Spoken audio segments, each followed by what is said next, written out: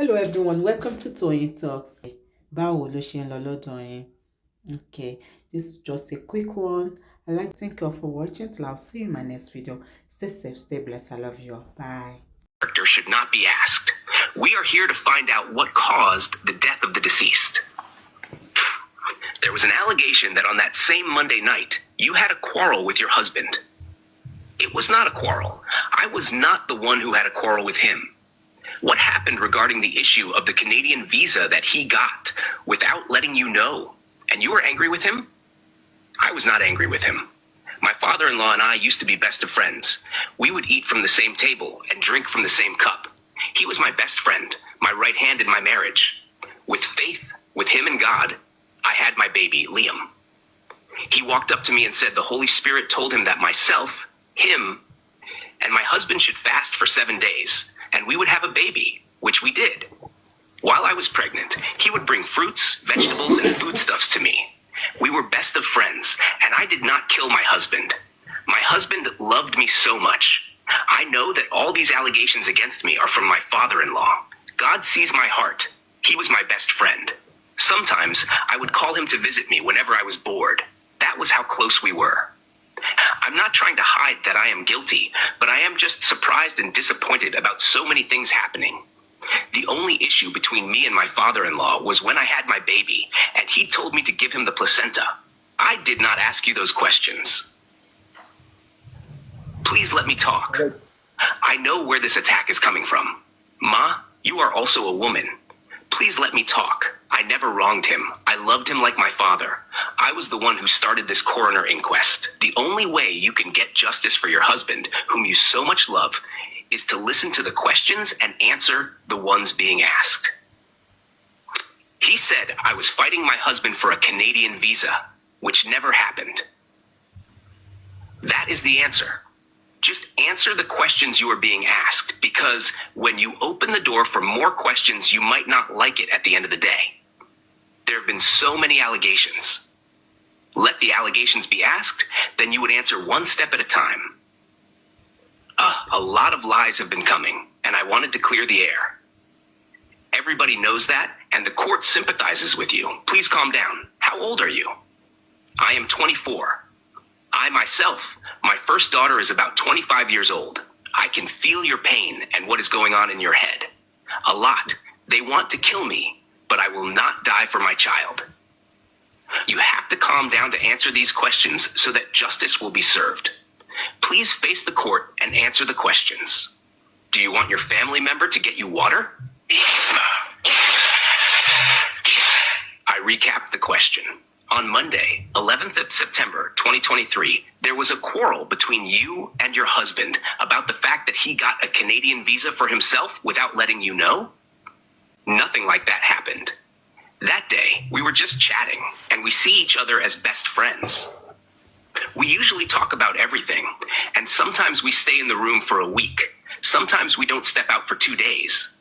The day we talked about the Canadian visa, I was the one who posted it on social media. Nobody knew about it. That day, we were talking about wanting to have our baby outside the country, but we didn't have enough money at the time. When he left the label last year, he left with 0 naira, and when I had my baby in April, there was not enough money. He said he didn't want his child to turn 1 in this country, and that he wanted our child to school abroad. I kept postponing him. That day he said he didn't want the baby to grow up in this country. He knows the kind of music he does, and many people don't love him. He mentioned that ever since we had our baby, he hadn't posted him on social media, and he said a lot of people were watching him. If they couldn't get to him, they might get to his child or me. I used to ask him why he wouldn't post me on social media, and he'd say he was trying to protect us. That day, he almost knelt down, begging me. He was very emotional. He didn't even want me to sleep. He wanted to play with me. I said I was tired, so he held our baby to his chest and slept until the next day. There was no quarrel about the Canadian visa because he knew I didn't like leaving him. And he didn't like leaving me either. But for our son's sake, I had to summon the courage to agree to leave for our safety. Nobody knew on social media that he had a child or a wife until he died. There was a reason for hiding ourselves. If you have any additional requests or further changes, feel free to ask. It continues. I recap the question. On Monday, 11th September 2023, there was a quarrel between you and your husband regarding the fact that he got a Canadian visa for himself without letting you know? Nothing of such happened. That day, we were just chatting. We saw each other as best friends and usually talked about everything. Sometimes we stayed in the room for a week or didn't step out for 2 days. Stay in the room for a When we week. talked about the Canadian visa, I was the one who posted it on social media. Nobody knew about it.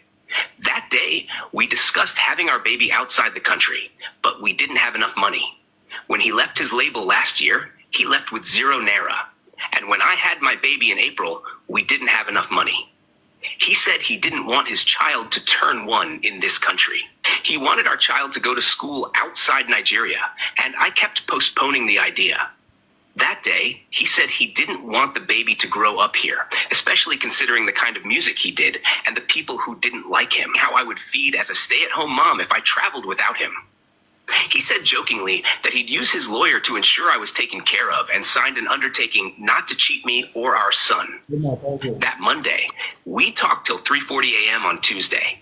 He didn't even want me to sleep. He just wanted to be with me. There was nothing like fighting about the Canadian visa because I didn't like leaving him and he didn't like leaving me either. But for our child's safety, he wanted us to go. No one knew about our child or me until he died. There was a reason for keeping us hidden. So, there was no quarrel? There was no quarrel. Around what time on Tuesday did he die? Do you have any idea? I do not have an exact idea. Was it in the morning or afternoon? It was in the afternoon. At what point did you inform the father-in-law? I did not inform him. Ever since I had my baby, my father-in-law had been picking fights with me. The day before I had my baby, my father-in-law came to give money to my siblings. That's how close we were. He was the first person I told when I was pregnant, but I didn't inform him about my husband's death for some reasons. So, you didn't inform him? I didn't inform him. My mother-in-law knew. The reason I didn't tell him is that when I had my baby, he insisted on burying the placenta. My husband refused, saying his father had many wives and couldn't be allowed to bury the placenta. My father-in-law got mad at me, thinking I was the one who influenced my husband. He also used to bring different girls to our house on the island. One day, my mother-in-law came unannounced and found a girl in the room with him. She was very angry and told me I shouldn't allow such things in my matrimonial home. I didn't want to be in the middle of their issues, so I told my husband about it. I think the way my husband confronted his father was wrong. But that day, my father-in-law slept with the girl, and my mother-in-law slept downstairs. He felt I was the one who ordered my husband to confront him, which I never did. There was also an issue with the placenta, and after having my baby, my father-in-law stopped coming to the house. On the day of the naming ceremony, he wanted to have his party in his house, but my husband told him he didn't have enough money for that. My father-in-law called my father and cursed him out. If my husband didn't give him money, he would call me and curse me. My husband told him there wasn't any money, and my father-in-law called me again, threatening me. The money someone gifted me for the naming ceremony, I sent to my father-in-law to calm him down. I told him not to be angry. I just got the money from someone. I want you to save your energy and time. The question I ask is why you didn't inform your father-in-law, and you've said it's because you weren't close anymore? Yes, we stopped being close after I had Liam. Who informed your father-in-law? I think my mother-in-law did. The cut you said was minor was actually major, wasn't it? It was deep. It wasn't that deep. It was a cut, but not deep. Not a deep cut at all? No, it wasn't. In your house, do you have CCTV? Yes. Was there a CCTV recording of the events on Monday, the 11th of September? No. The CCTV cameras were not fixed. We had just moved to that house. It was only a week before my husband died that we even got the chairs for the parlor. The CCTV wasn't fixed before the incident. Because you moved to that house less than a week? No, we had moved 4 months ago. Jesus. So the entire 4 months you were in the house, the CCTV was not working? We were still trying to arrange the house. My husband didn't have money like people thought. The family knows. Do you have a Twitter account? No. Are you on Instagram? Yes. I want to read a message that you authored. This nigga struggled to death. Too many things. Threatened. He has always lived in fear. Continuous fight everywhere he goes to. He has never been happy for a whole day.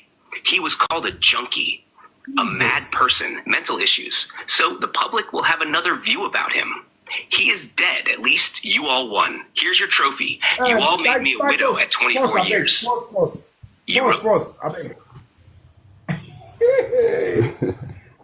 That CCTV in that house was not was not installed by Awotowabe. It was installed from the beginning of the Batoti.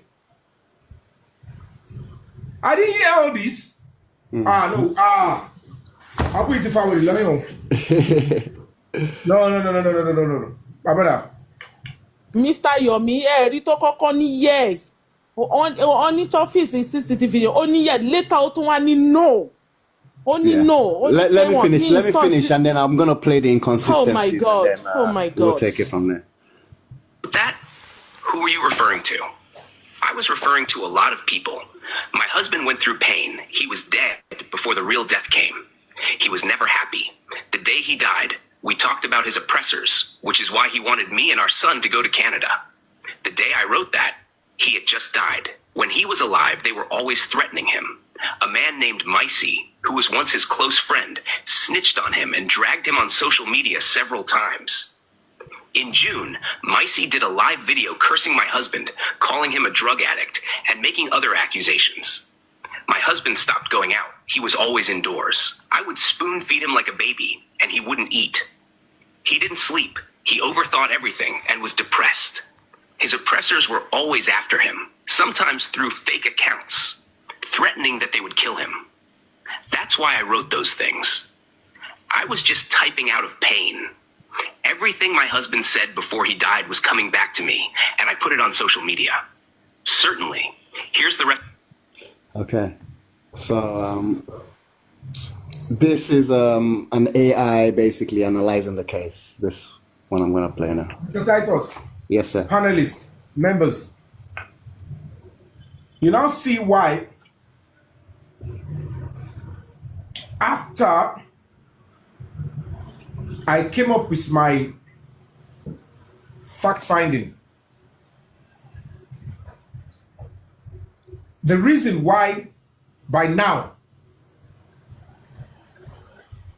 the only person that they need to bring into that court, if the legal team, Baba's legal team, need to do a very good job now, they should go to that estate, find that person who built the estate, and come and testify on the type of CCTV in that house. You realize that it has nothing to do with Mohbad, rather. And very soon, I will drop something that will give you guys a clue that it has nothing to do with Mohbad. That is the only thing I will be officially allowed to release. If the government now decide not to go further, I don't know whether we're going to rely on the coroner inquest or the new team the police might bring onto this case. But trust me, with that statement of somebody who is a wife and claiming, oh, he bought it, but they are not working, knowing fully well that he wasn't the one that bought it. And those CCTVs, go and check it. They are conduits. They are not surface CCTV cameras. Maybe they don't know what they are telling you. And if this can come up and the police are not doing anything, I don't want to say we're going to protest against the police. Not yet. But trust me, when somebody needs to say, you just have to, those things are conduits. So I will only tell us, let us wait. Are you saying? Sure. When they say conduit, yes, my brother, thank you. Inbuilt CCTV. It's not something Mohbad can call it. So there's no way he would have, pierced the entire wall and asked them to lay the CCTV inside. They are inbuilt conduit CCTV, except anybody wants to learn, including the one outside. So how come she would say, but it was not, no. Was there any objection from Baba's lawyer on the CCTV? Did they even have an idea, or did they even refute that, Mr. Titus? To be honest, I've not read the whole thing. It's a long, I think questioning went on for about 5 hours. Well, somebody should know. Anybody in the panelists, was there a time that they refute that claim of Mohbad purchasing the CCTV, but they were not working and stuff like that at any point to prove that it wasn't, that Mohbad's hands was not there? They only shared the iCloud of a CCTV with him. That's it. That's why we need the iCloud account. Yeah. There is another one. The main iCloud account but brother, I don't want to talk too much. Okay. I'm saying, yeah. The police should go there, because if you and I have access to the CCTV, the only thing we can do is throw it into the public, and there's pandemonium, and then people will start running. They will escape. Yeah. So the best thing is for the police to go there, obtain it legally, that it will not be questioned. They will not get the certified copy of that stuff, and it will be tendered as proper evidence. So nobody will come and say it was doctored. Okay. It was this, it was that. The camera in front of that house, Bongo, as we speak now, is still working. Well else. I've not gone inside. But I can tell you for free. Listen carefully, guys. Nobody knows tomorrow. There is CCTV camera in the kitchen. Staircase.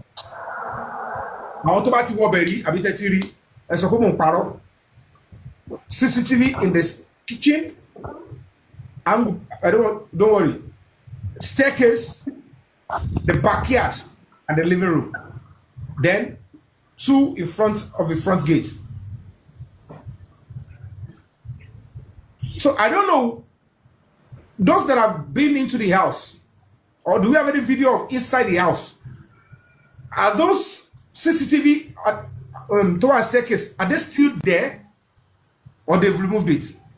So they were still there. They were still there. They were still present when Iyabo, Joe, Tonsolike, and Senator went to the kitchen.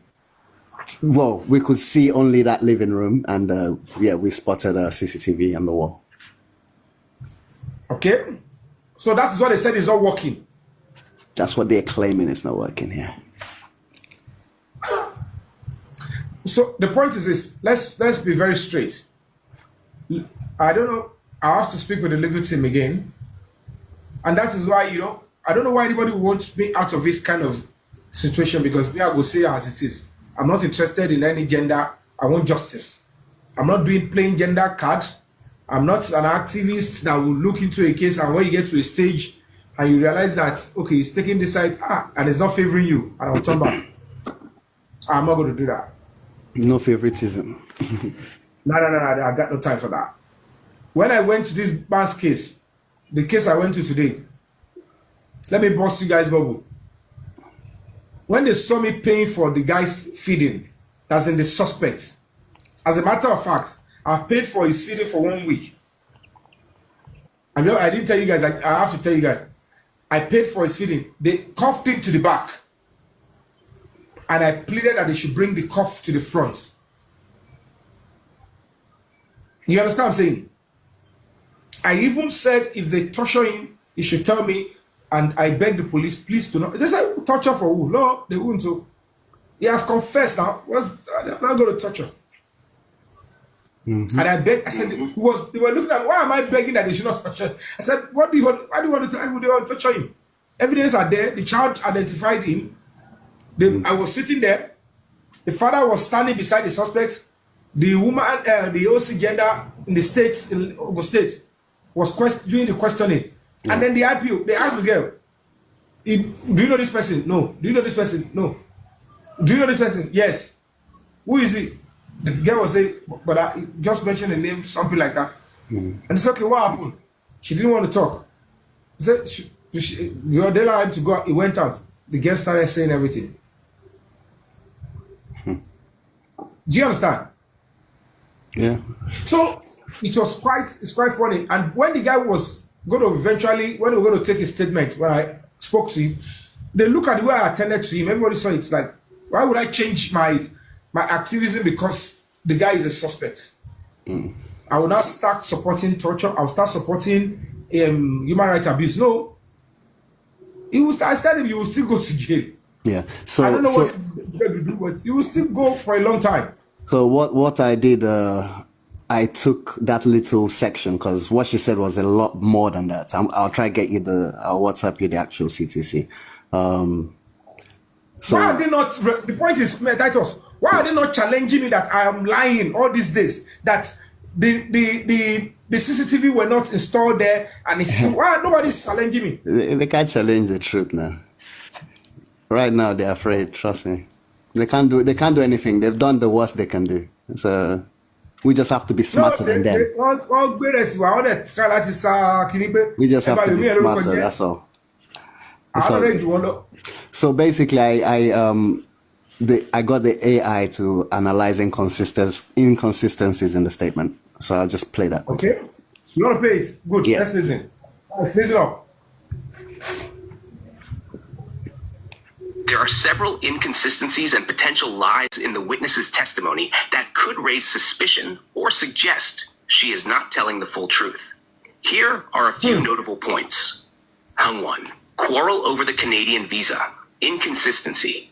Initially, the witness was asked whether she quarreled with her husband about the Canadian visa, to which she replied, "It was not a quarrel. I was not the one who had a quarrel with him." Later, she states in more detail that they didn't fight about the visa at all, and she even posted it on social media. Lie indicator. Her first response appears defensive and evasive, suggesting there may have been some tension, but later she paints a more idealistic picture of their relationship, which feels exaggerated. Father-in-law relationship. Inconsistency. The witness claims that she and her father-in-law were best friends and very close, mentioning intimate acts like sharing food and fasting together. But she also later reveals that the relationship soured after her baby was born, citing issues like her father-in-law's anger over not being given the placenta, as well as his bringing other women to their home.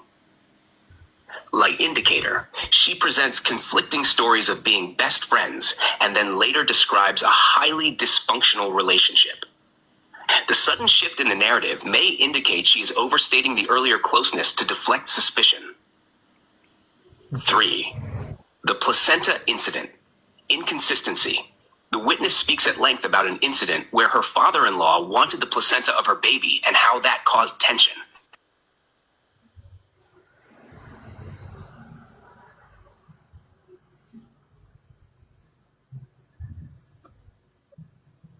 Maybe trying to mislead or distract from the more direct questions about her relationship with her husband.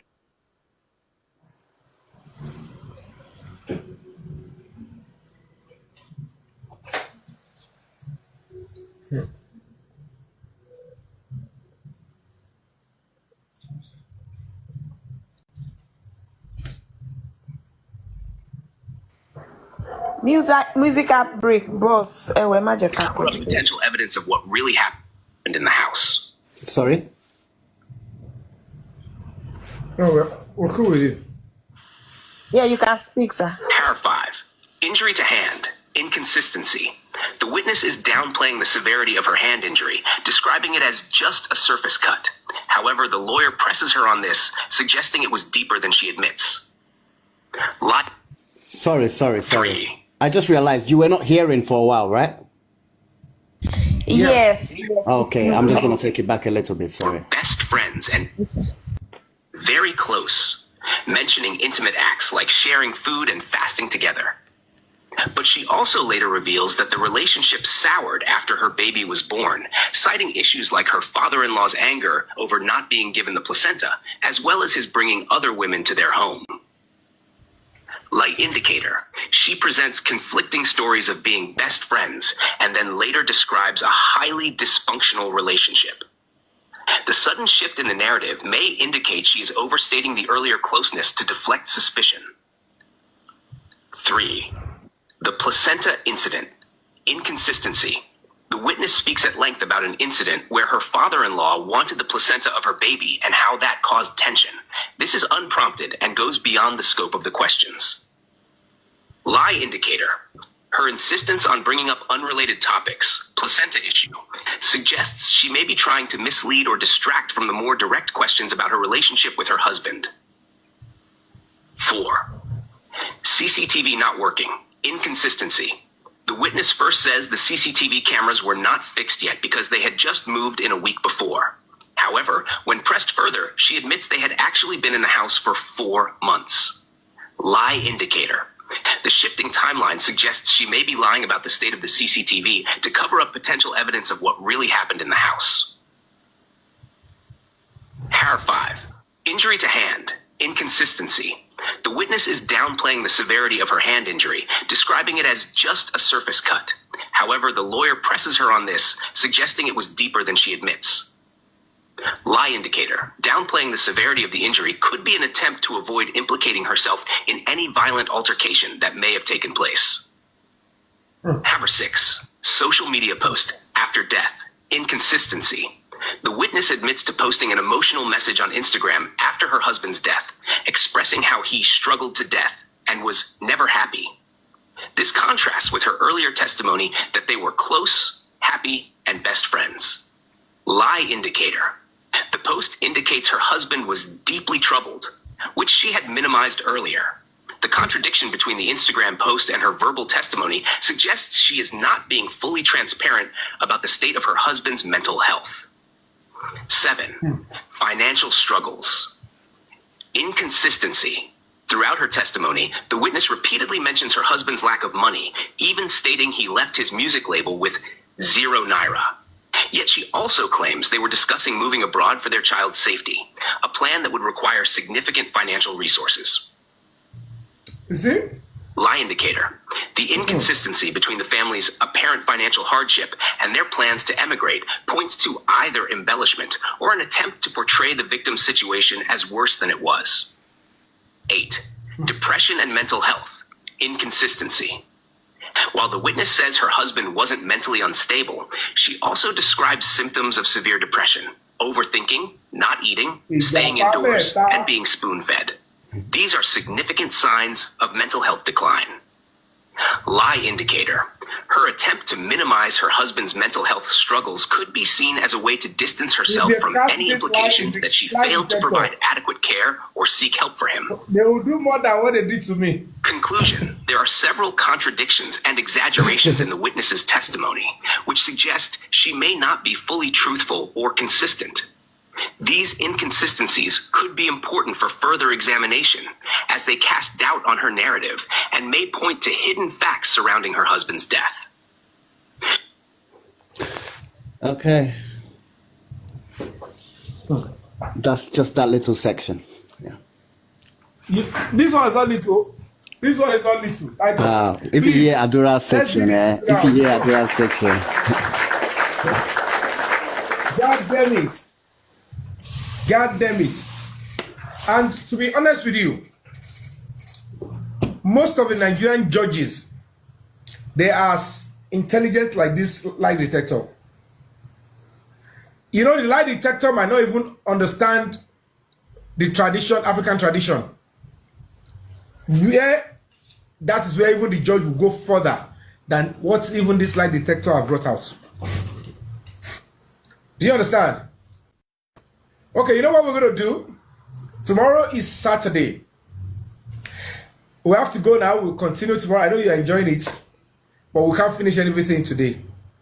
So tomorrow, let's meet by 8 o'clock tomorrow. Is that okay, guys? Sure, no problem. 8 o'clock Nigerian time. Not a problem. We'll continue with Adura part. We'll dissect this Wumi stuff, and then we'll go to the Adura part so that whatever we're going to be saying, at least from this platform, we're going to be so informed, and then we know 8 p.m. Nigerian time, except you want us to do in the morning. If we do in the morning, because I have a function. It's weekend now. A lot of people will be at home. So we can So 8 p.m. in the evening Nigerian time. 8 p.m. tomorrow Nigerian time. Let's have a date. Having a date. Then I'll be able to say some. I will tell you some things, classified off. I don't want to commit myself. But trust me, in Koki said I go. Ijapa meta. Hey! So we can listen to Adura Soul. Mr. Titus, please be available. That Adura Soul, we want to listen to it too. Yes. No, not today. We are not in Nigeria. So Is they it cannot today? kidnap you. No problem. Mommy Abika, is it today? Tomorrow. Okay. Tomorrow,